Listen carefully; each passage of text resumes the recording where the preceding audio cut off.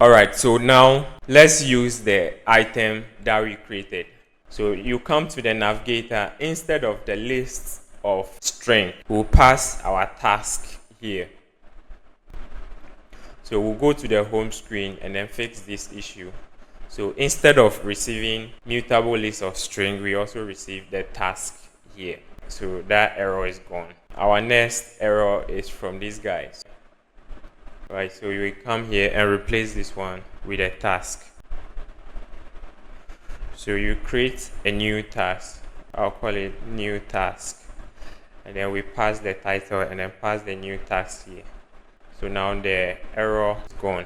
Now that we have that inside the home screen, then let's replace the text here with this component that we created. So let's replace it here and then pass the task. So now we can remove this guy. To make the list more efficient, make sure you pass a property called key. Yeah, so set the key equals to id.id. And now let's run the application and see how it looks. Okay, let's add a new task.